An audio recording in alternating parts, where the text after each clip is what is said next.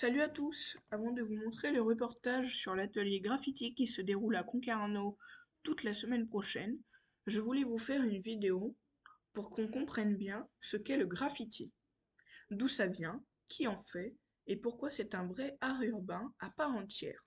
Allez, on plonge dans l'univers du graffiti. C'est quoi exactement le graffiti? Le mot graffiti vient du mot italien graffito, qui signifie graver ou gribouiller sur un mur. À la base, les graffitis existaient déjà dans l'Antiquité. On en a retrouvé sur les murs de Pompéi, avec des petits mots, des dessins, parfois même des insultes ou des déclarations d'amour.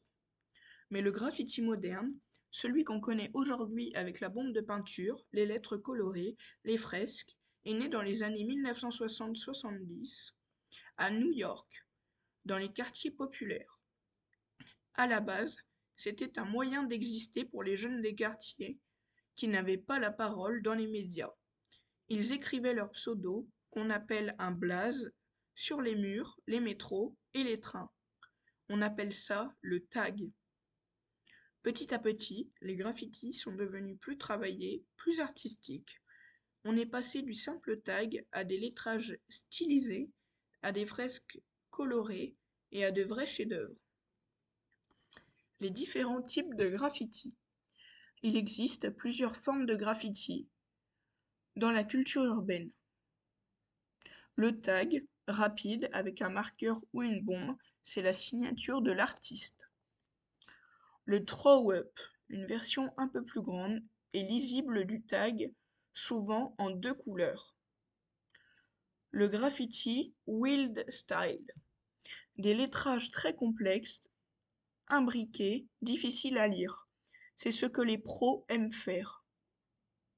Le mural ou fresque murale, œuvres très grandes qui peuvent raconter une histoire ou rendre hommage à quelqu'un. Le graffiti au pochoir, stencil, rendu célèbre par des artistes comme Banksy, c'est une technique pour dessiner rapidement avec précision.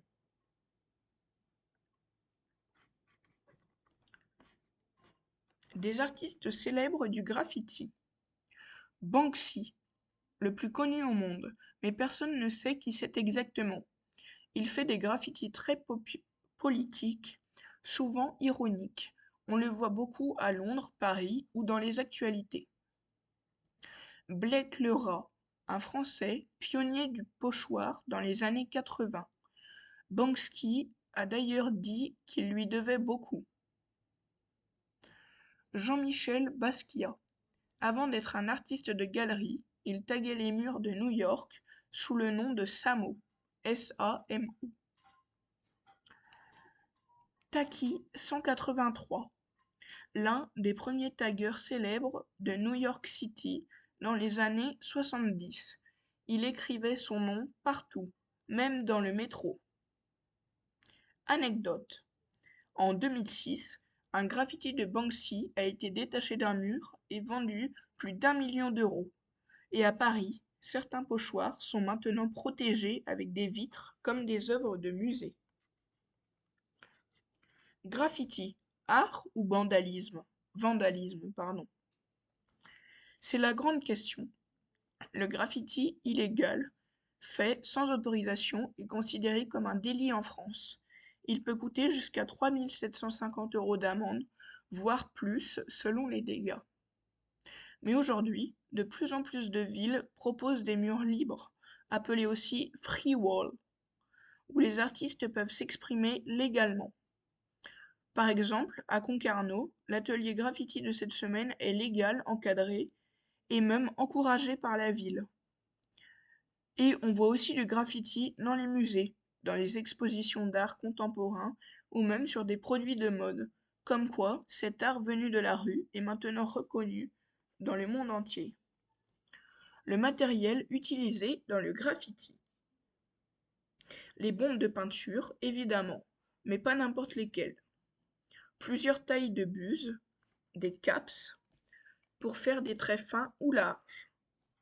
Des marqueurs Posca pour le détail, des pochoirs en carton ou en plastique qu'on peut acheter ou faire nous-mêmes, des gants et un masque pour se protéger. Ça, tout le monde n'en met pas, mais c'est essentiel pour la sécurité. Certaines bombes sont biodégradables et les artistes font de plus en plus attention à l'impact écologique. Alors voilà, le graffiti, c'est bien plus qu'un gribouillage sur un mur. C'est un moyen d'exprimer, de revendiquer, de créer de l'art accessible à tous. Je vous donne rendez-vous très bientôt pour le reportage en immersion dans l'atelier de graffiti de Concarneau. Vous allez voir des artistes passionnés, des jeunes motivés et surtout des murs qui prennent vie sous vos yeux. Abonnez-vous, activez la cloche et à très vite pour cette plongée dans la street culture.